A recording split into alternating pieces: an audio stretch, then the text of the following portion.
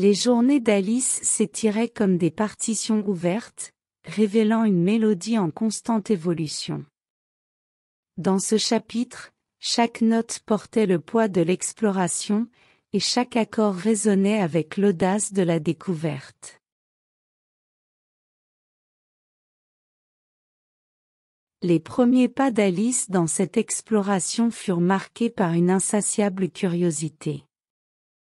Des ruelles animées aux salles feutrées, elle sillonna la scène musicale avec la détermination d'une chercheuse avide.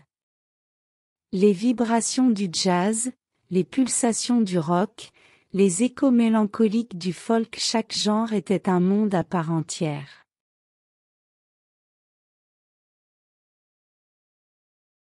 Les clubs de jazz devinrent des sanctuaires d'expérimentation. Alice se glissait dans l'obscurité feutrée, absorbant les improvisations envoûtantes.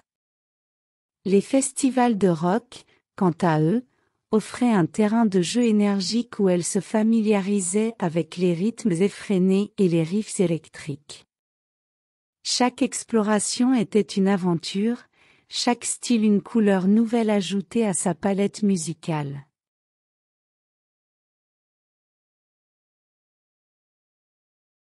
Les heures passées dans la solitude de sa chambre résonnaient avec le son familier des cordes. Alice était déterminée à maîtriser son instrument, à transcender les barrières techniques. Les gammes devinrent des escaliers vers la virtuosité, les accords des bâtiments harmoniques.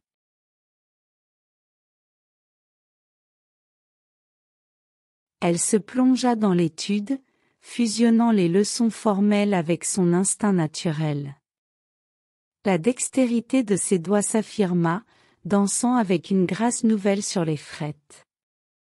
Chaque technique acquise était une victoire personnelle, un pas de plus vers la maîtrise artistique.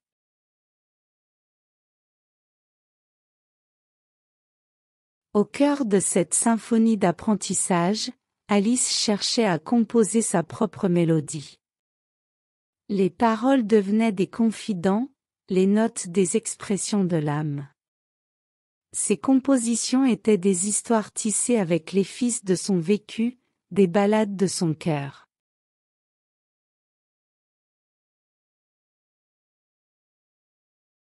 Les studios d'enregistrement devinrent des laboratoires où elle expérimentait, explorant les nuances infinies de sa voix. Les cahiers de paroles étaient des journaux intimes, des reflets poignants de ses pensées les plus intimes. La musique d'Alice n'était plus seulement une interprétation, mais une création authentique.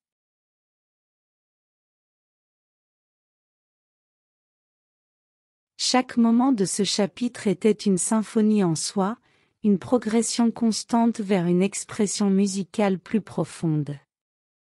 Le voyage d'Alice se poursuivait, teinté de couleurs harmoniques toujours changeantes.